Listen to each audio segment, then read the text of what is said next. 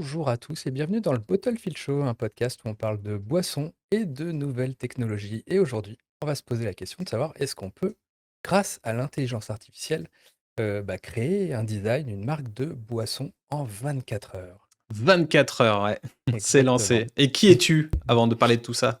Voilà. Et pour vous parler de tout ça, je suis Frédéric Roginska, je suis éditeur de distillnews.fr. Abonnez-vous. Et moi, c'est Ludovic Mornan, exorciste de marque, fondateur chez Studio Black Sounds. Et des rapports 2024, packaging, boissons, bières, spiritueux seront bientôt disponibles début mars. Ils sont dispo en précommande sur mon site internet. Voilà pour la présentation. Et maintenant, place au sujet, à l'étude de cas du jour. Ça va vraiment être palpitant.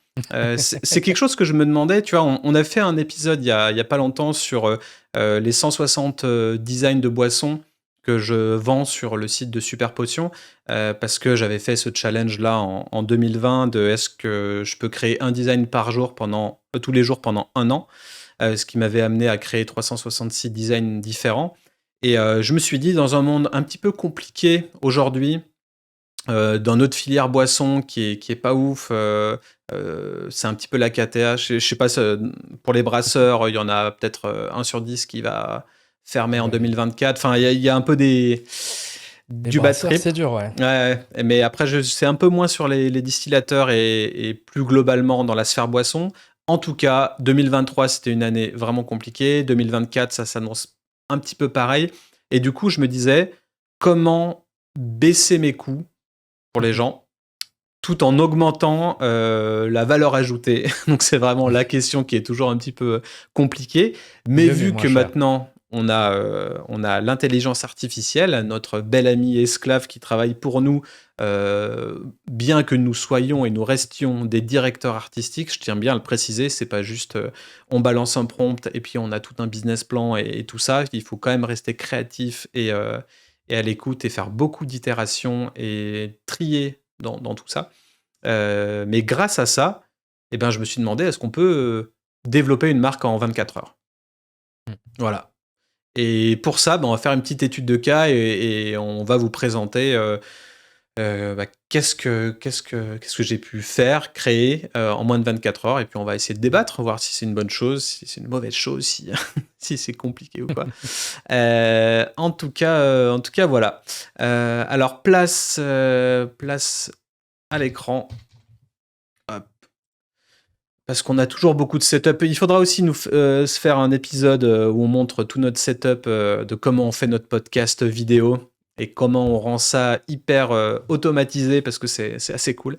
Donc, hop, rendez-vous, site internet Studio Black Sounds, le gang des levures. Le gang des levures, c'est un projet, c'est un concept de hard kombucha. On en a parlé pas mal de fois du hard kombucha et moi j'y crois beaucoup. J'avais testé ça à Hawaï et je trouvais ça très cool. Et du coup, je me suis dit, j'ai envie de créer une marque en 24 heures de hard kombucha. J'avais ce nom en tête qui s'appelait le gang des levures. Je trouvais ça assez cool. Le côté gang, ça se rapproche du côté Ouais. communauté qui est très présent en 2024, le fait d'avoir sa niche, sa communauté, salut la commu, etc. sur YouTube, tu vois. Donc je me dis qu'on était un peu dans le côté Gen Z et voilà. Le Et du Scoby Gang. Le Scoby Gang. Et du coup, je me suis aussi dit, le gang des levures, ça fait très québécois. Je sais pas pour toi, mais Est-ce que tu ferais l'accent ou pas? je m'y aventurerai pas là. Le gang des levures. Il était pas ouf ton accent. Ouais. Ah, les gangs des levures. Ouais, un petit peu, tiens. Voilà, désolé, hein. Ouais. Autant pour nous. En tout cas, le gang des levures, je trouve que ça sonne québécois. Les Québécois, ils sont au Canada. Et au Canada, on est en amont de la tendance boisson. Et du coup, je me disais, rien de mieux que de créer un hard kombucha qui n'est pas encore très euh, démocratisé en France. Et voilà, donc ciblons un petit peu ce continent-là. Et donc voilà, donc le gang des levures, on a des levures. Et avant tout, je vais remettre juste nos têtes parce que avant de montrer un design, comme d'habitude, il faut parler stratégie de communication. Et il y a Fred qui fait n'importe quoi. Vraiment trop détendu. Hein. Depuis qu'on parle de nouvelles technologies dans ce podcast, ça y est, c'est. Je Mais travaille plus, je travaille plus. voilà, C'est l'IA qui fait tout. forcément. Et donc du coup, voilà, on est dans une marque de hard kombucha. Qu'est-ce qu'on va faire au début? Eh ben, moi, ce que je préconise, c'est un workshop de 2 heures pour arriver à affiner le positionnement, donc l'ADN de la marque, qui on est, quelles sont les valeurs qu'on transmet, et puis après, sur quel créneau on se positionne, et quelle personnalité de marque on veut avoir. Donc là, clairement, le positionnement, c'était, on est un peu dans le boom du sans-alcool, du coup, prenons le contre-pied et créons une bonne marque alcoolisée. donc voilà. Le kombucha, c'est une boisson bien-être qui a des bienfaits, qui est assez tendance dans la Gen Z, et voilà, donc c'est très bien. Du coup, je me dis, créons une version peut-être un petit peu moins healthy pour la Gen Z et pour les jeunes qui ont envie un petit peu de se la coller, hein, clairement. Mais avec cet Avec insight un modération. peu. Avec Ouais, modération. mais non, on est plus en loi E20 là, on est sur un autre continent, donc donc c'est cool. Donc bon, voilà. En tout cas, le principe, c'était de. Voilà, on parle pas de sans-alcool et on parle de kombucha alcoolisé. Donc, on prend le contre-pied de ça, on vise la Gen Z et on essaie d'arriver sur le marché avec une boisson fun, rafraîchissante, colorée. Et voilà. Donc, du coup, je me suis dit, OK, le gang des levures, une boisson fun, colorée, Gen Z. Dans le kombucha, eh ben, il y a le SCOBY. Ça reste des levures et des bactéries, etc. Est-ce qu'on peut pas trouver un côté un petit peu fun là-dessus? Et du coup, je me suis dit, tiens, si on crée des monstres à base de levures, des levures qui sont transformées en Mm. monstres avec un côté un peu Akira, un peu manga, etc. Et donc voilà. Donc disons que tout ça Ah, mûri. a mûri. C'est une call qu'on a en 2 heures. On arrive à affiner tout ça avec un workshop très optimisé et on arrive avec une feuille de route pour créer maintenant le branding. On a le nom, le naming est fait. Maintenant, il manque plus que le branding et pour ça, on va passer sur Midjourney. Donc Midjourney qui est hop ici. Et pour ça, j'ai commencé à faire mes petits prompts et Là, je suis arrivé. je fais une petite parenthèse, Ouais, purgée. Midjourney, qui est le serveur en janvier 2024 qui compte le plus de membres sur Discord, et de très très loin. ok. Plus de 18 millions de membres. Oh, Là où le deuxième meilleur serveur, il en a 2,3 millions. Donc c'est dire. ok. Et voilà. Et globalement, sur les serveurs Discord, les trois premiers, c'est que des IA génératives enfin génératives de visuel. Il y a Leonardo, il y a LimeWire et Midjourney. Et c'est Donc étrange voilà. parce que Leonardo, ils ont leur propre site. Ouais. Leonardo.ai, ils ont leur propre plateforme en ligne. Et pourtant, c'est le troisième plus gros serveur Discord en nombre de membres. Ok. Donc peut-être c'est pas pour générer des images, mais d'ailleurs, petit update, Midjourney maintenant a commencé à déployer une version web. Hmm. Mais c'est pour les gens qui ont déjà créé plus de 1000 visuels ou quelque chose comme ça. 5000 visuels. 5000, voilà. Sinon, j'y aurais eu droit, mais non, j'en suis pas là. Donc, ouais, ça. Et pourtant, j'ai l'impression de faire que ça, générer des visuels. Donc, c'est pour dire qu'il faut être un sacré geek à passer ses heures là-dessus et son argent aussi. Mais en tout cas, ouais, au bout de 5000, on aura peut-être droit à la plateforme. Ils sont en train de travailler en bêta à la plateforme Midjourney pour que ce soit plus inclusif, peut-être. Et parce que Discord, ça reste quand même. Un truc de geek, il faut se mettre sur le serveur et puis après, il faut créer des prompts. Donc, il y a un langage qui est vraiment défini et qui est difficile. Alors, si vous voulez, si vous n'êtes pas bon en prompt engineering et en texte de prompt et que vous voulez qu'une IA générative d'image vous comprenne bien, pour ça, il faut aller sur DALL-E. Donc, soit vous allez sur Bing et c'est gratuit, soit vous allez sur ChatGPT et vous tapez vos images. Et DALL-E 3 est vraiment très très performant en termes de précision. Il comprend vraiment beaucoup de choses, même des textes très alambiqués. Là où Midjourney, il faut arriver à le fine-tuner, un peu comme on dit. Donc essayer de trouver un peu des hacks pour faire en sorte qu'il présente bien ce qu'on veut. Et quelquefois, ça m'arrive d'aller dans DALL-E 3 de lui faire un prompt qui va mieux comprendre, et après d'aller injecter l'image que Dall-E m'a faite dans Mmh. Midjourney en lui disant tu vas t'inspirer de cette image, pas pour le style, mais juste pour le visuellement à quoi elle ressemble. Tu vas D'accord. faire ça avec tel appareil photo, tel objectif, tel style de lumière, tel angle, etc. Et potentiellement, tu peux lui mettre aussi des images de référence de style, si tu veux du manga, du comics, du machin. Et après, tu vas arriver à des prompts qui sont beaucoup plus pertinents. Et après, tu peux, là, comme on voit à l'écran, faire des vary region, par exemple. Et quand tu cliques dessus, on arrive en fait sur l'image et on peut aller prendre au lasso cette partie-là et lui dire en bas, bah, qu'est-ce que tu veux à la place de ça, et il va te régénérer 4 images. Et, Et il va euh, garder tout le reste et pareil? il va garder tout le reste pareil. D'accord. Donc il y a pas mal de paramètres à prendre en compte. Et voilà. En tout cas, pour Midjourney, pour avoir des résultats qui sont ce qu'on pense dans notre tête, ce qui est rarement le cas dans les IA, ça reste quand même assez compliqué. Donc là, j'avais. J'ai une petite question, parce que je Ouais, vois que tu es sur le V5.2. ouais. C'est pas la dernière version, ça? Non, parce que là, les prompts, je les ai faits en novembre. Je D'accord. les ai, Ah, OK. je les ai faits en novembre 2023. Donc c'était. Ouais, maintenant, il y a la version 6 qui est assez dingue. Là, c'était la version 5. Donc mes visuels datent un peu, mais je me suis toujours dit, je peux faire quelque chose à partir de ça. Mmh. Donc en gros, voilà, j'ai tapé mes petits prompts comme voulu, et puis je commence à tomber sur des choses assez dingues. Et voilà, et pour moi, on est typiquement dans le côté levure éclaboussante, dégoulinante, un petit peu manga, et je trouvais Il ça mange, assez cool. il mange le sucre Voilà, ouais, pour transformer en boisson en assez dingue. alcool, là. Et il y a le côté un peu microbiote intestinal, etc., hein, qu'on garde dans le côté kombucha.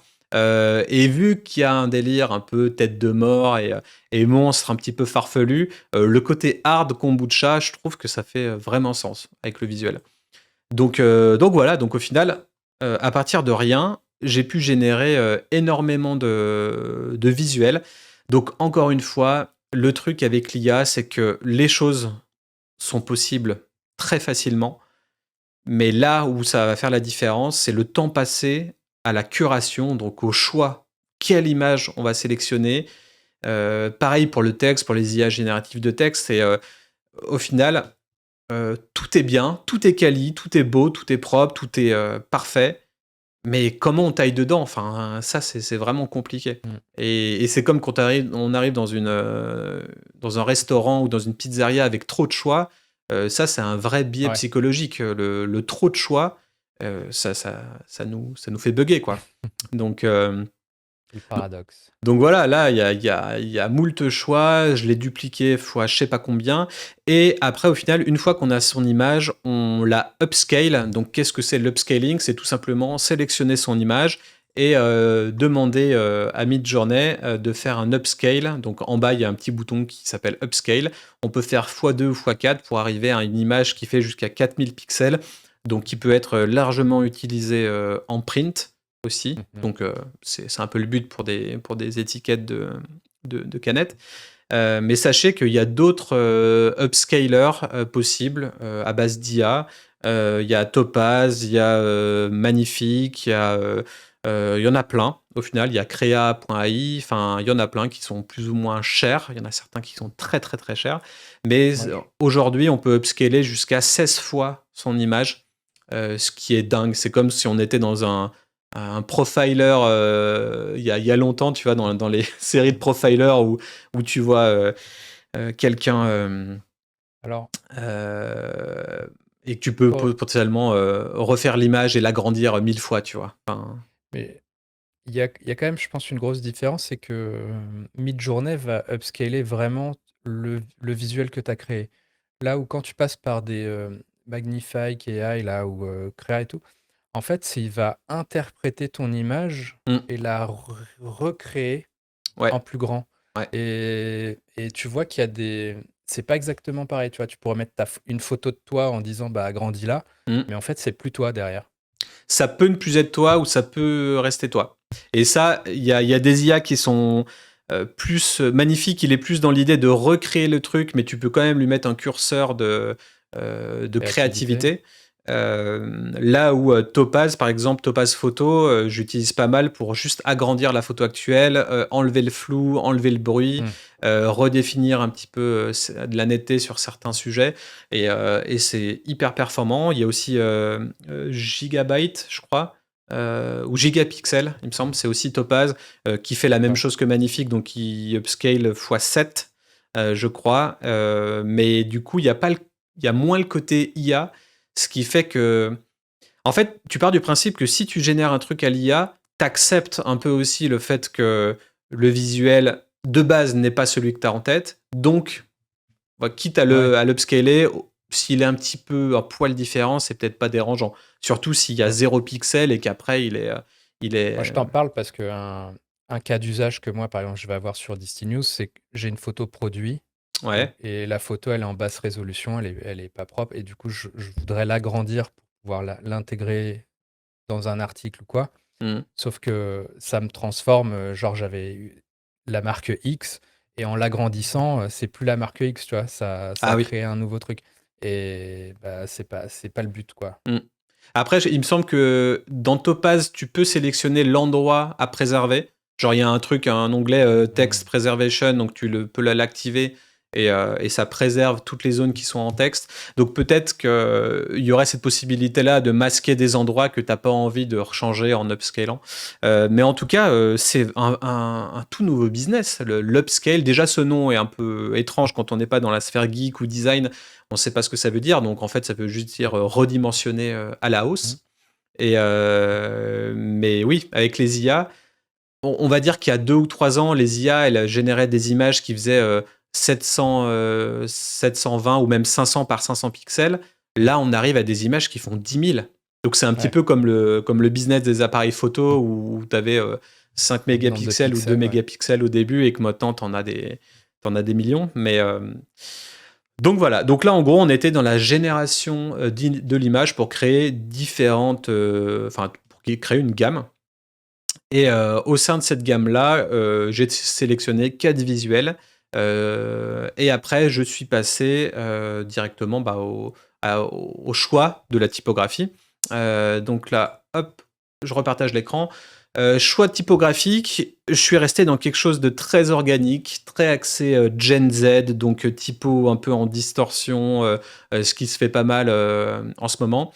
Et je suis allé sur un site de typo avec une typographie qui était hyper cool, que j'ai trouvé typiquement dans mon côté un peu dégoulinant, Mmh. crado, mais assez gens.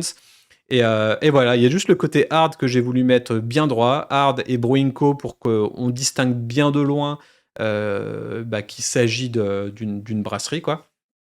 Ou d'un endroit en tout cas où on brasse, parce que je sais pas si on peut employer brasserie pour kombucha, mais il me semble que si quand même. Euh, Bonne et, et au, fi- question. et au final, voilà, j'ai marqué le gang des levures, j'ai fait une petite pastille, et puis j'ai mis différentes couleurs pour qu'on cible bien Donc les SKU différents. donc là, on est cette partie-là, c'est pas de l'IA, hein? On est d'accord, Donc cette partie-là, c'est pas de l'IA, effectivement bien joué, merci de, Mmh. de le préciser. Là, j'étais typiquement Il f dans Photoshop. il faut un DA quand même. Il faut un DA. Ah, mais ça, c'est sûr. Donc, j'étais sur Photoshop et une fois qu'on a l'image, bah, qu'est-ce qu'on fait? Est-ce qu'on la placarde sur toute la canette? Est-ce qu'on prend juste un bout? Qu'est-ce qu'on fait du reste? Donc là, au final, j'ai travaillé que le recto hein, parce que c'est une marque conceptuelle, donc j'ai forcément pas fait de verso.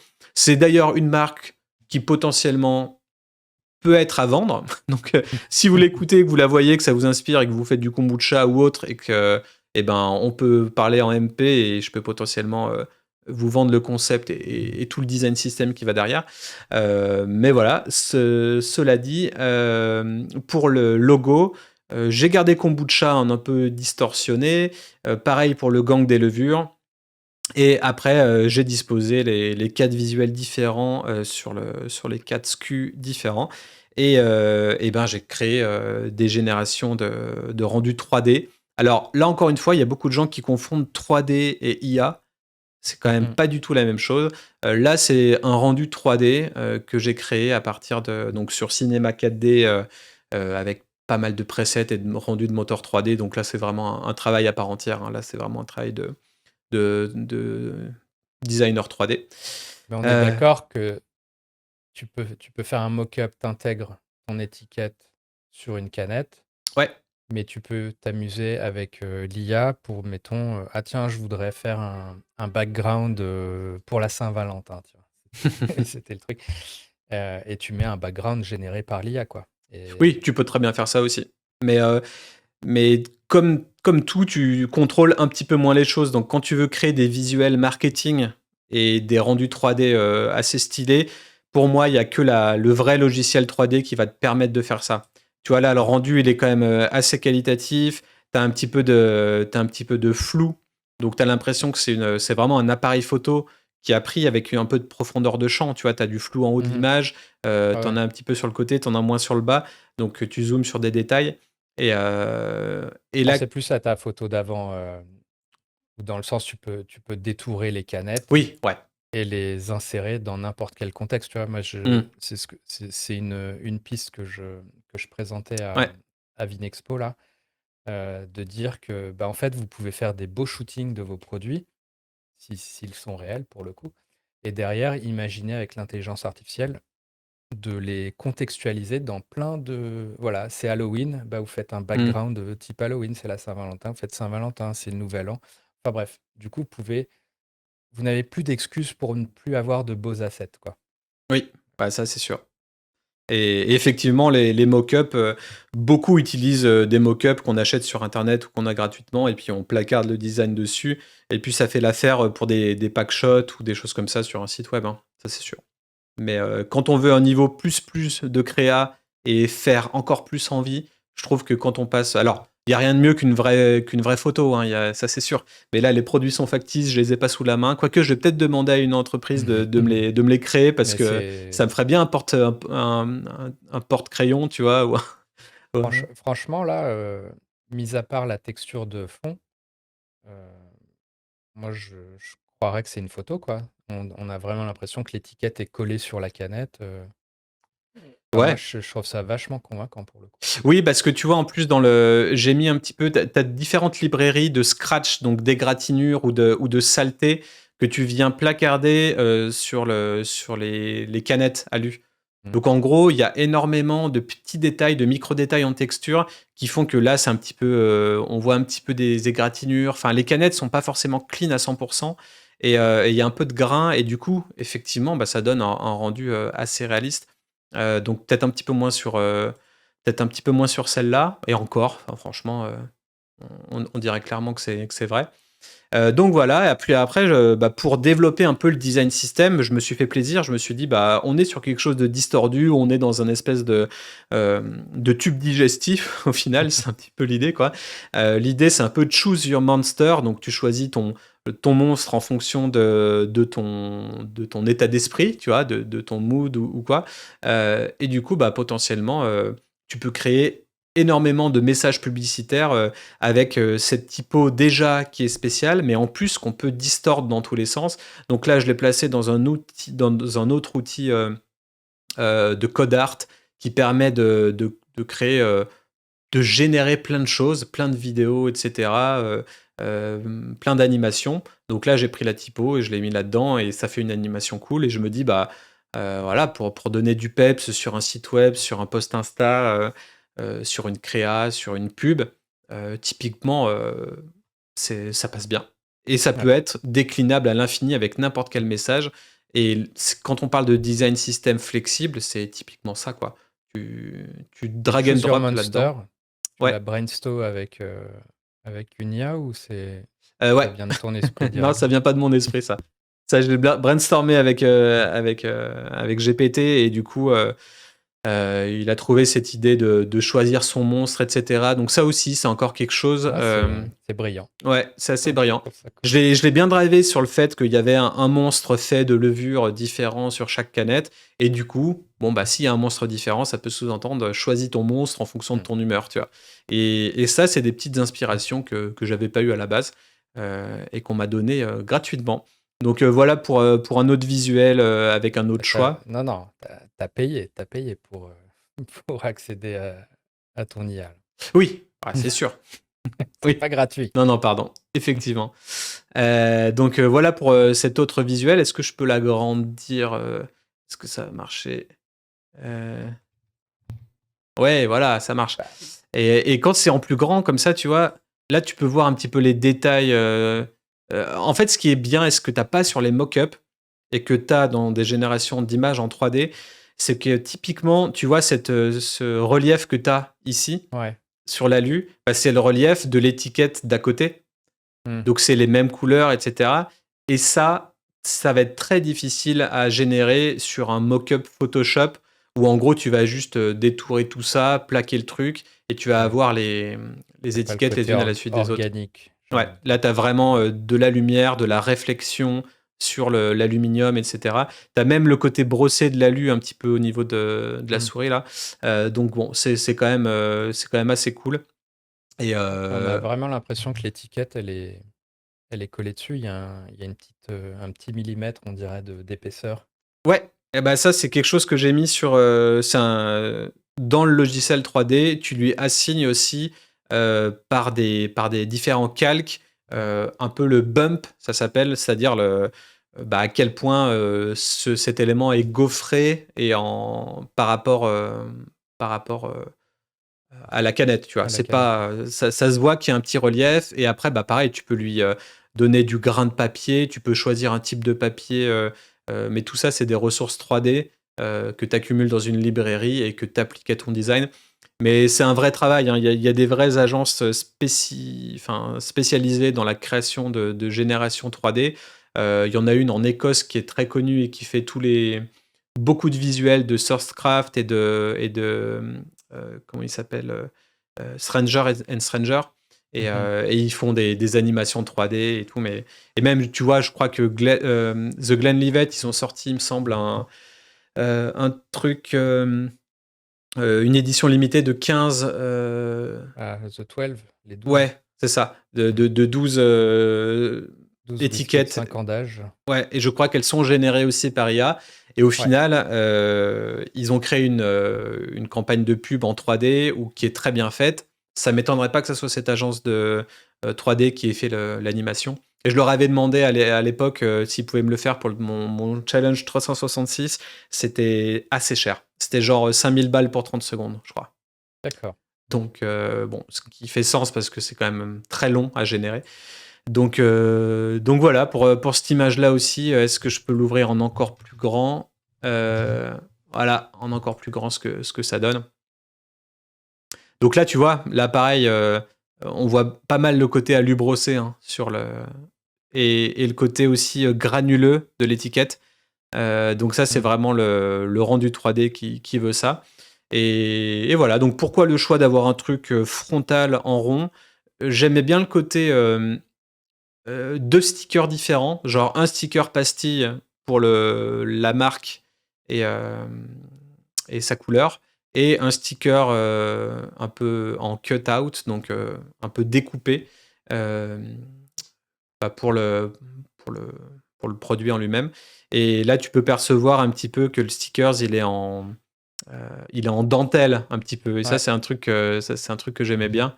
Euh, donc, si je reviens hop, sur mon projet. Là, on peut voir un petit peu bah, la génération qu'on a montrée et surtout le côté Photoshop, tu vois. Sur Photoshop, clairement, j'étais là-dessus. Bah, je peux pas trop zoomer plus ici. Bon, ça ressemble clairement à ça, tu vois. Là, il y a ouais. un peu des petites dentelles que je trouve assez cool. C'est quelque chose qu'on voit jamais en fait dans les impressions d'étiquettes. Sûrement parce que ça coûte plus cher, hein. Mais vu que là Oui, c'est du digital, on se fait plaisir. oui, toutes les découpes un peu comme ça, ça rajoute sur le devis. Ouais, c'est clair. Donc voilà. En tout cas, c'est un projet, je trouve, assez complet. On a le design system qu'on peut tweaker à l'infini. On peut faire également ça à l'infini si on a un nouveau parfum. Et ben, on demande à Midjourney de nous régénérer à partir de nos autres images un nouveau visuel. Et on arrive à quelque chose d'infiniment possible en moins de 24 heures. Donc, en tout cas, j'ai envie de dire CQFD sur notre, sur On a notre. répondu à la question. Voilà, sur notre problématique de début de podcast. Je sais pas si tu as envie de rajouter quelque chose ou est-ce que ça se suffit au Non, c'est final? très clair. Peut-être on pourrait y passer un peu plus de temps sur le fait peut-être de nommer chaque référence. Parce que là, au final, il n'y a que le visuel qui change d'une ref à l'autre, la couleur de la pastille. Oui, Mais il y avait effectivement. peut-être pas de réflexion plus sur le nom de chaque produit ou ce genre de choses. Mais Alors, bah, tu fais bien de le dire, sur le nom de chaque produit, effectivement, bah, je l'avais placé dans ChatGPT, hein, ah oui.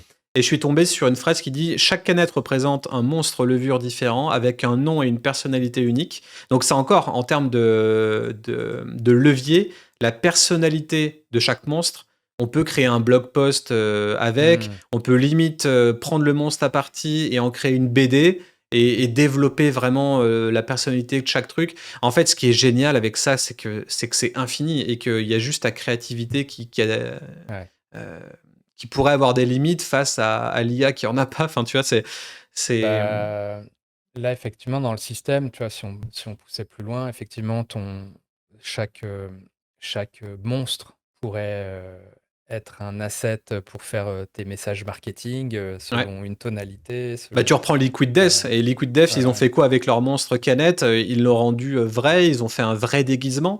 Donc là, Mm. qu'est-ce qui m'empêcherait de choper un monstre en particulier et de me créer une peluche avec ou un déguisement? Enfin, après, il y a que l'embarras du choix et du budget, quoi, mais tu peux créer tellement de choses. Et du coup, tu me parlais de noms, donc il Ouais. dit par personnalité unique, reflétant l'aspect ludique apprécié par la Gen Z. Les noms facétieux comme le gluant fuchsia ou l'éclaboussant bleu évoquent l'univers manga BD et incitent à choisir sa boisson en fonction de son humeur. Alors, je suis pas forcément sûr de tout, Mm. mais par contre, le côté le gluant fuchsia, je trouvais ça tellement what the fuck que je me suis dit que ça allait parfaitement avec la marque et qu'il y avait ce côté dégoulinant, gluant et volontairement attachant, mine de rien. Tu sais, c'est vif, ça fait du bien un petit peu de Ouais. couleur. Et ça a beau être des monstres, on a beau voir un petit peu des squelettes et tout, je trouve que c'est fun, en fait. Et t'as pas envie d'avoir ce pot à crayon en face de toi dans ton bureau, là? Si. Ah, et d'ici, parce que sinon c'est la loose. Non, bah, c'est pourri, hein. C'est c'est éclaté ton truc, hein. Ouais, et ben, bah, tant Non, mieux, non, hein, au final. c'est très cool. Donc voilà. Et Merci l'IA, quoi. ouais. Et je voulais peut-être rebondir sur un truc. Est-ce que je l'ai sous la main? Je l'ai pas forcément. C'est en gros le fait d'avoir que la canette, c'est un contenant qui peut héberger d'autres aliments que forcément du liquide. C'est Ah oui. qu'on a vu arriver bah, les canettes, les sauces en canette, et j'étais tombé sur un truc qui s'appelait Astronaut, et au final c'était des noix à l'intérieur. Je sais pas si on aurait le lien. Euh, nuts, Mais ça, tu sais, c'est un peu comme dans les bars. Des fois, t'as des distributeurs de cacahuètes et ça vient comme un peu comme dans des conserves, quoi. hmm, ouais. Euh, Du coup, je euh, me dis juste qu'en fait, le contenant, au final, c'est une chose pour du liquide, mais le contenant alu peut être sympa aussi pour éviter peut-être des pouches, des sacs en hmm. plastique. Donc, au final, pour des noix, ça fait sens. Mais si vous êtes, je sais pas, quelqu'un qui veut se mettre aussi dans autre chose, dans un produit dérivé à base de drèche, à base de céréales, à base de n'importe quoi, Hmm. potentiellement, tu Des peux petits conserver. crackers en canette, ouais. Voilà, tu peux conserver ce packaging et peut-être faire une fermeture différente parce que c'est sûr que un packaging, enfin c'est Ouais, chelou, mais par ouais. exemple, tu vois, là j'ai une canette que j'avais achetée en Australie pour mettre mes. Donc elle est un peu poquée parce elle était dans la valise, mais au final, cette canette elle s'ouvre comme ça, quoi. Hmm. Et bon, c'était un peu chelou pour boire le liquide. Mais au final, bah, ça me fait mon poids à crayon, donc je me dis que tu peux aussi recycler certaines choses de manière sympa. Et la canette est un contenant assez stylé si on sait bien le recycler, chose qui n'est pas encore faite vraiment hyper bien, mais à l'avenir, je pense que ça le sera. Donc, Donc voilà, donc en tout cas, moi je reste toujours preneur si vous avez des perspectives ou une volonté de créer une marque rapidement pour la tester, la prototyper, avant de forcément trop se prendre la tête 1000 ans sur l'aspect stratégique, même si on passe un petit peu par là. Mais je suis assez preneur si jamais vous êtes chaud pour en moins de 24 heures essayer de créer une marque de boisson.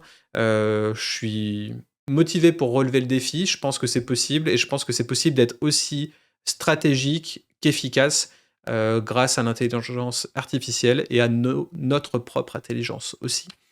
Euh, Amen. Amen. Voilà.